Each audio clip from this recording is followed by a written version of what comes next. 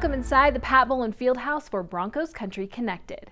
Quarterback is arguably the most important position in sports, so it's safe to say those tasked with making the quarterback as uncomfortable as possible play one of the most critical roles in a team's success. General Manager George Paton made the Broncos pass rush a priority this offseason, as seen by the additions of Randy Gregory and Nick Bonito, as well as the re-signing of Malik Reed. As Reed enters his fourth season with the team, he shares what he learned most about himself throughout the 2021 season and how he plans to contribute to this Denver defense this year.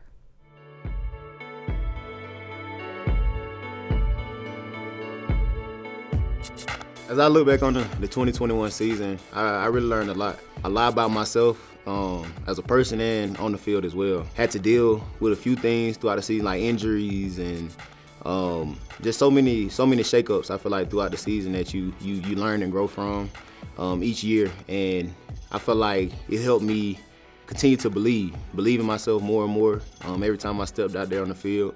And as far as like a player, I feel like each year of experience is essential to becoming, getting better as a player, to becoming the type of player that you want to be. So I feel like I was able to learn each and every time I stepped out there on the field. So yeah, I definitely enjoyed last season. I want to continue to take steps. I feel like, there's always room to improve and grow. It's never a point that you get to where, you made it, or, you know it all, you learn it all. I'm learning from, even guys now, and we continue to pick each other's brain, watch each other, and I feel like that's how you continue to get better. Denver rushes 4. Heineke, deep drop. Now in trouble. Hit as he throws, he fumbles the football.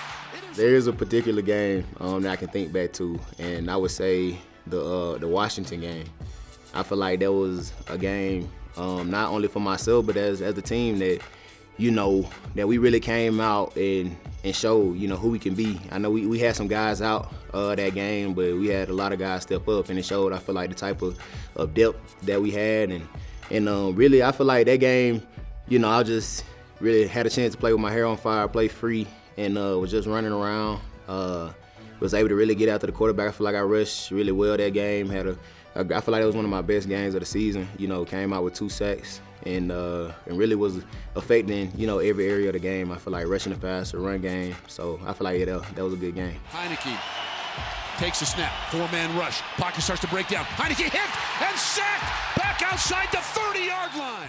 When the season ended, I think my focus shifted to really the offseason. I feel like that's a vital part. You also have to start to formulate your plan for the offseason and, okay, how can I attack this offseason? What can I work on to get better? It was really, I think, formulating a plan to where, I can really improve and grow physically, mentally, each and every area. Wilson slides up, and when he does, he runs into and cannot get away. And that is a sack for Malik Reed. First sack of the year.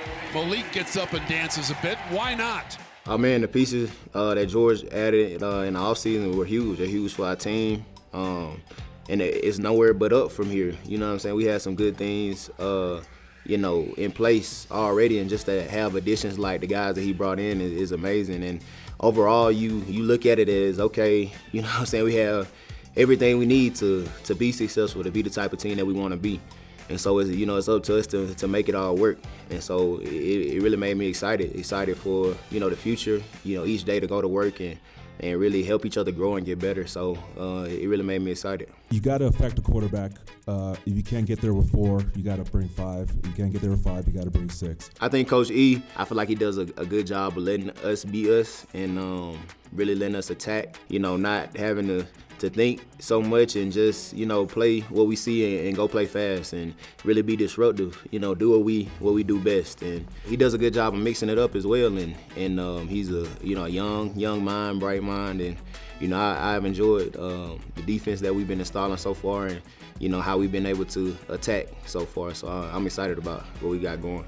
I think the main goals we have of the mandatory minicamp is to really, it's the last step of the offseason, last time to, sharpen up some things before we have some time before training camp. So it's really, I feel like, getting back to, our technique, sharpening those things and really going into this next, phase of the offseason on a bright note. And so that's what our focus is, and, tightening up the screws on our defense and really being sound in the coverages that we run in, the front that we're running, and really being aggressive. So I feel like that's what we looking forward to, you know, in the mini camp, and I feel like we off to a good start so far. What I see in our new offense is, man, it's weapons everywhere. You know what I'm saying? It's some guys that's been here, and it's guys that, you know, are coming in. And to have a guy at the helm like a Russell Wilson to run, you know what I'm saying, that offense just makes it all the better. So, you know, when you have guys on the outside like Tim and Cortland that can, you know, catch anything that's thrown up to them, you got, you know, Judy in the slot, you got KJ in the slot, you know, eating people up. Javonte in the backfield, the offensive line, the tight ends that we have, it just look amazing, and it's good for us as a defense to see that every day and to go up against, you know, the type of talent that they have on that side of the ball. It can do nothing but make us better and make us overall better as a team. So it's been a great challenge, and we've been enjoying it. Holmes drops to throw. He's going to be hit and sacked, and down he goes again. That's the third sack of the game against Patrick Mahomes, and that's Malik Reed. Man, my overall impression of our division is it's going to be a battle. You know, each week, man, they loaded up. You know what I'm saying? Once we got Russ, it seemed like all those other pieces started to fall for, you know, the other teams in our division. But you know, you wouldn't want it any other way. I mean, if you want to be the best, you gotta beat the best. You gotta go through, and you know, the Chiefs have won our division, you know, for the past few years. So we know we have to go through them, and then the other two teams, the Chargers and the Raiders, they have stocked up this year. So we know we got our work cut out for us, but we built for it, we prepared for it, and we ready to attack. And as far as, you know, I feel like I can, you know, be a big and vital part in whatever my role is, whatever opportunity I get, and just embrace it and run with it and really make an impact every opportunity I get. Some of my personal goals, I think one at the top is definitely double-digit sacks. I feel like, you know what I'm saying, I got close 2 years ago, and so, you know, that's always, you know, as a pass rusher, somebody that enjoy getting after the quarterback, that's what you want to shoot for and want to get to. And just overall, just continue to improve and grow as a player, and just running to the ball, forcing more turnovers this year, and yeah, just being a disruptive force, whether that's, you know, in the run game, in coverage, and of course getting after the quarterback. The key, I think, for us to end our playoff drought is to be us and believe in ourselves, believe in who we are and what we bring to the table. Who we are right now and who we can be, and that takes, you know, a day-to-day focus. It's not looking, you know, too far down the line of, you know, okay, where we're gonna be mid-season, where we're gonna be at the end of the season, but we're really just taking it one day at a time, one step at a time, and putting all our effort and energy and our focus into, you know, getting better each and every day. And I feel like if we go out there and with the confidence that we should have and believing in ourselves every time we take the field, I feel like the sky's the limit.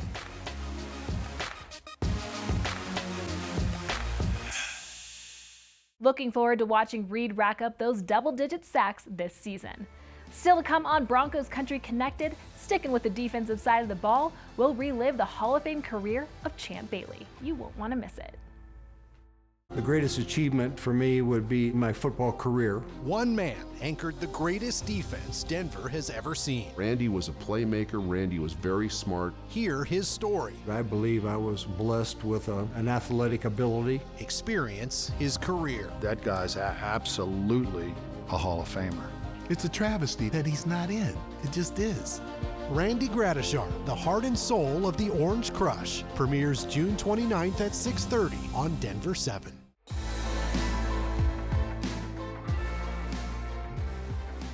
Thanks for sticking with us for this final segment of Broncos Country Connected, presented by Ford. Throughout this offseason, we've celebrated the illustrious careers of some of the most legendary players to ever wear orange and blue. For our final installment of Broncos Icons, NFL historian Andrew Mason outlines how 12-time Pro Bowler Champ Bailey cemented himself as one of the greatest lockdown corners to ever play the game, en route to his Hall of Fame induction in 2019.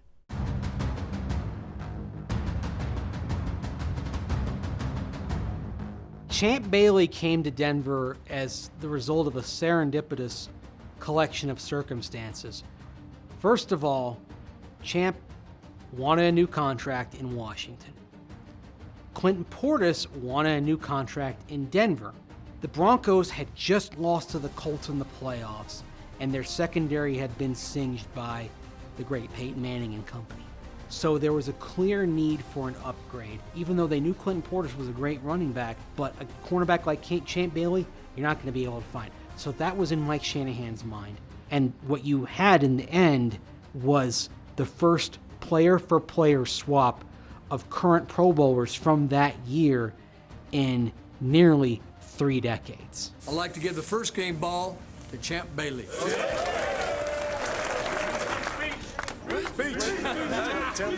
Hey, this only the beginning, fellas. Champ Bailey at his peak was, in my opinion, one of the top 3 cornerbacks of all time.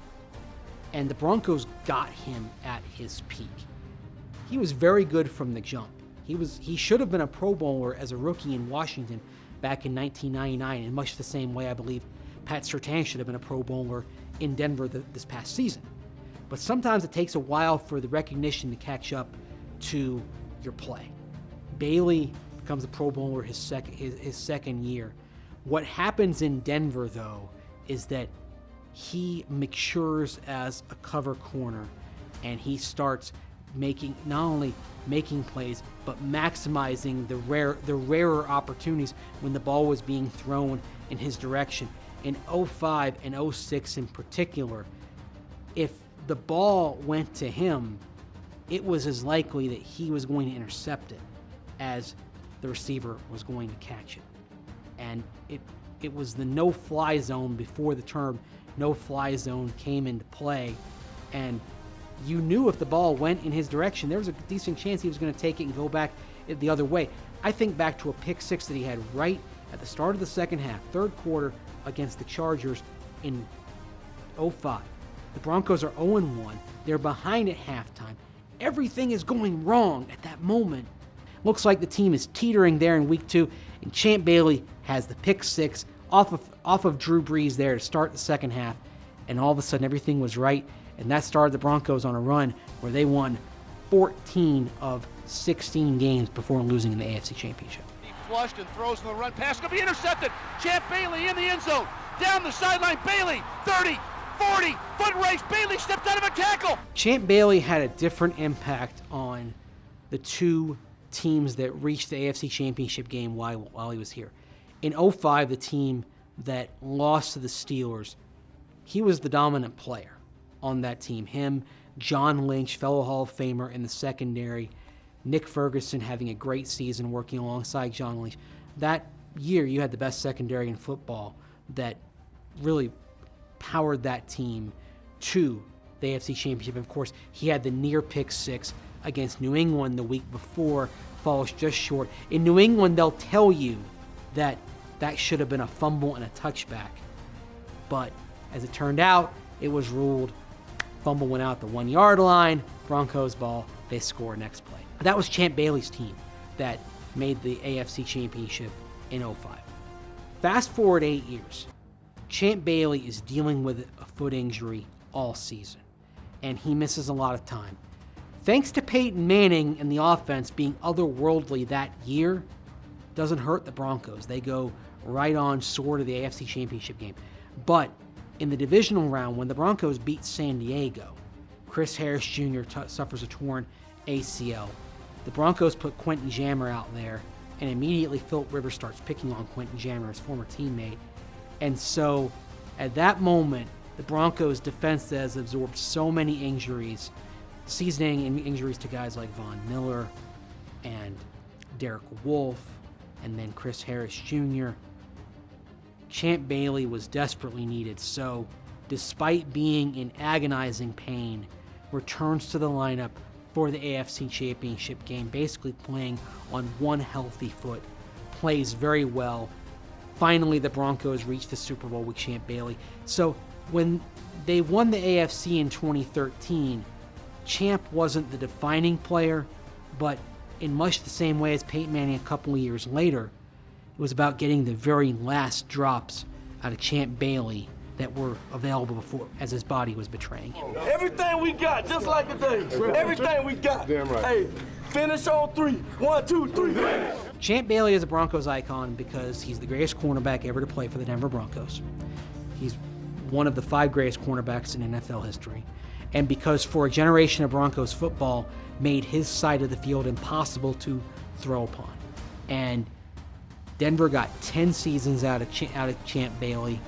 He was a perennial Pro Bowler, was a great player really all the way up until he injured his foot in the 2013 season there in his 15th NFL campaign.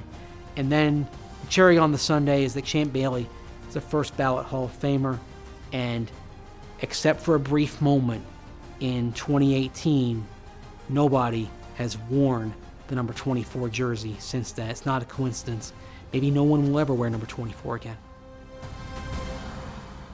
Thanks, Mace. If your young athlete is just beginning their Hall of Fame career, be sure to sign them up for Jerry Judy's football camp coming up at the end of the month. Here's Jerry with an official invitation.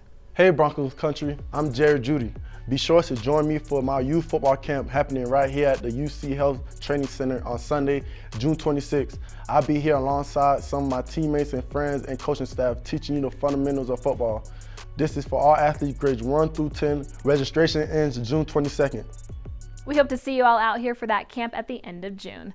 Well, that's all the time we have for Broncos Country Connected. From all of us here with the Denver Broncos and Denver 7, thanks for watching. We'll see you next week. Broncos Country Connected is brought to you by Ford Trucks. Built better, built stronger, built Ford tough.